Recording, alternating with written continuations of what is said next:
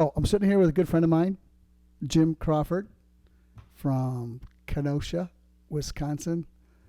Cannot believe you drive here almost every weekend. That's commitment. 220 miles, 3.5 hours. Wow. There's nothing more important than the water. Not just here in Colon, but across the world. Yeah. And safe, clean, good water is important, and that's really the goal of the Lake Board, and I believe in it passionately. Welcome to 5-Star Talks. I'm your host, Carl Thornton. This podcast is dedicated to enhancing the already great little village of Colon, Michigan. I hope you enjoy. So Jim Crawford, Kenosha, Wisconsin. Been on the lake since 2004. Actually came here because of the water specifically. And the beautiful little town just kind of sucks you in. I work in the mortgage banking business. I've been in there 24 years, got a couple of kids, got a grandchild, a new grandchild, which is absolutely fantastic. Yeah, it's good. Ultimately, my goal would be to call Colon my home at some point. You'll get here. Right. And they all do. But there's no better place, in my opinion, to be in the summer. I mean, 100%. I think the first time I met you, I went to a meeting for whatever reason, to a Lake Board meeting, and I don't even know why I went there. But I remember you were on it. They asked me to be on the advisory committee, and that was like in 2007. And so I took up that, and then next thing you know, I was in charge of the advisory committee, and then we had someone resign off of the Lake Board, Jerry Costello, because he was not going to be here as much. And Jerry was on for 20. Before I got there. But Yeah. I basically took over as a secretary in his spot on the Lake Board itself, so now I'm on the board. And but our ultimate goal is to preserve the water to the best of our ability. It's that we have one of the largest watersheds in the entire state of Michigan for the size of our lakes. Our watershed goes all the way almost to Coldwater. And think of all the farm fields and things that are out there, Right. and animal feeds and chicken farms, and all that water comes down through Little Swan and Big Swan Creek and affects our water. We don't have very much control over that. We are dealing with You can't control upstream not very much, right? We are dealing with issues that come to us, not Right. things that we can Right. control on the other side of it. Is it 5 years ago now, the fish cribs? 4 years? I think it's longer than that, actually, but yeah. Because I didn't even know what they were. So fish cribs are basically a 6x6 by 3 foot tall or 4 foot tall structure that you put out in the water. They're timbers that kind of look like, I don't know, they're a square for the most part, and you put them out in about 10 feet of water, and it gives small fish habitat, and the big fish come around to feed around the small fish. And it's to help compensate for the fact that we have lost some of our weeds. Ultimately, the Lake Board's goal is to have 80% weed population in the littoral zone, which is out to the 5-6 foot depth of water. We don't have that right now, and largely the weeds that we have are invasive species, which is a very common problem. I remember when I take my pontoon out, and man, it was, I don't want to exaggerate it, but you were backing up a lot to shed the weeds. Even if you'd go out in the middle of the lake to swim, you'd have piles of matted weeds floating around. I know there's a happy medium someplace, and it's just hard to find it. We're trying to get there. But I think the fish cribs have, you know what they look like to me, Jim? They remind me of Lincoln logs when I was a kid, except for there's more of a gap. They are Lincoln logs, actually. They fit together exactly like that. But the gaps are intentional. Right, Obviously, it's for the fish to be able to get in and out. And that's how I would visualize it, as a 4 foot by. Yeah, you're exactly correct. No, the Lake Board is a great thing. People should come to the Lake Board meetings. And when are those meetings? We meet on the second Saturday of every month at the Township Hall on Blackstone, right behind Dawn's Cafe or and you the meet bank. At like 8 o'clock? The Lake Board, the advisory committee meets at 9 o'clock, and the Lake Board meets at 10 o'clock. 5-Star Talks is sponsored by 5-Star Pizza in Lower, Southwest Michigan, and LaGrange, Indiana, and also by Graminetti Cheesecakes. Stop in and get yours today. You're a big part of the Legion. You're a son. I am a member of the Sons.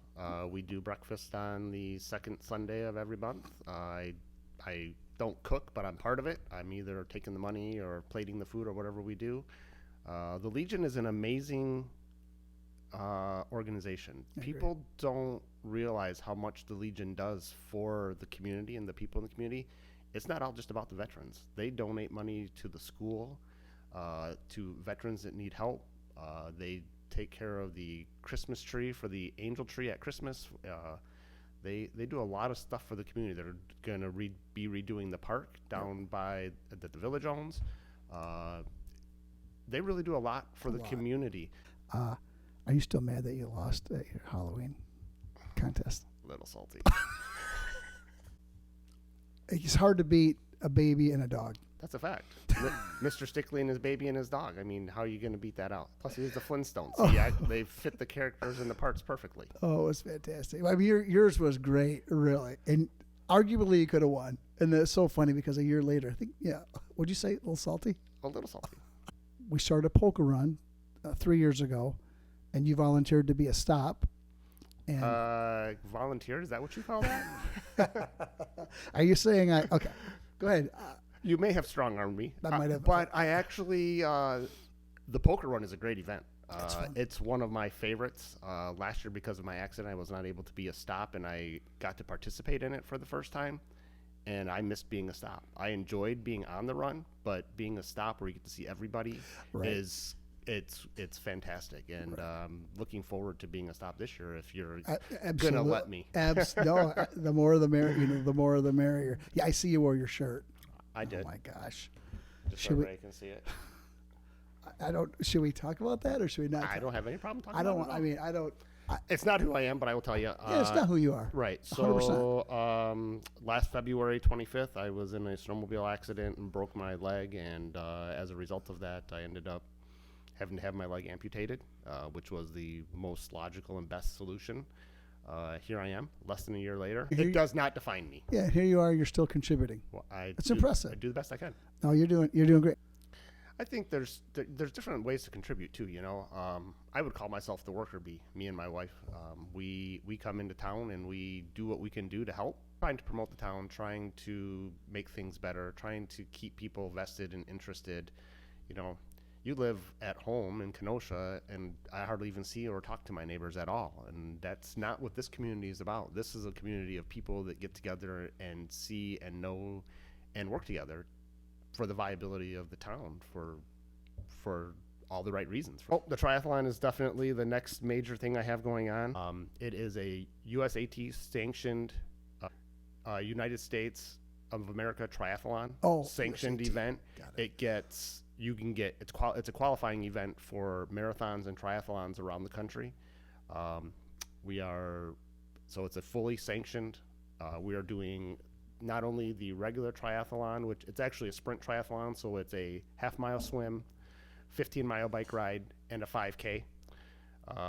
We are opening it up to anyone who wants to participate, obviously, but we're also going to have a para side of it, so it's going to involve people with special needs, whether it be vision or loss of limb or whatever. And then I also believe that we're going to run a separate event that's going to be for kids. It's July 29th, Saturday morning, starts at 9. We're hoping to have some food trucks, maybe some live music. The beach is going to be the transition area, so they'll swim to the beach and then transition to the bike, go for the bike ride, come back to the beach, and then go for the run through town and then come back to the beach. So it's $100 for a participant, which is on the lower end of what people pay to get into these events. But the biggest deal is the sponsorships. And the goal for the event is, while we're raising money this year specifically for the park, for the Legion, we are actually trying to get the community involved. It brings people into Colon. We're hoping that Nate and the Earls at Curly's and Dawn's Cafe are all going to see an influx of people coming in. And volunteers, obviously, it's going to take a whole bunch of volunteers. Right. Especially, I'm running the para side of the event. And the biggest issue that I am running into and finding is that you need people to help the athletes out of the water onto the land, because for the most part, you know, like myself, if I was in the event, I would have no leg. I don't have the ability to get out of the water and up to the chair to get myself situated. So just working within a company or an organization out of Chicago called Dare to Try.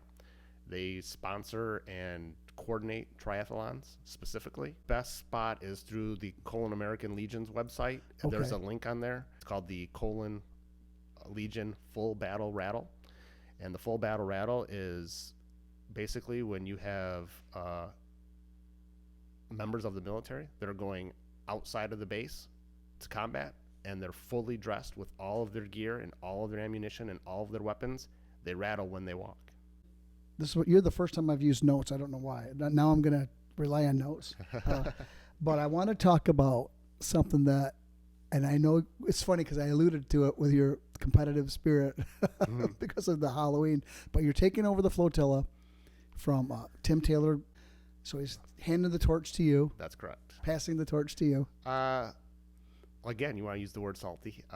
So I'm a longtime participant in the flotilla on the shoreline. I've won, numerous times or whatever going back into the past. But Tim approached me and just said that he's got a lot on his plate and was looking for some assistance. And I really had to think long and hard about it because I really enjoy the flotilla. It is actually my favorite event of the year. It's kind of like Halloween in the middle of the summer. You get to dress up, put on a stage, put on a performance, and let everybody see it.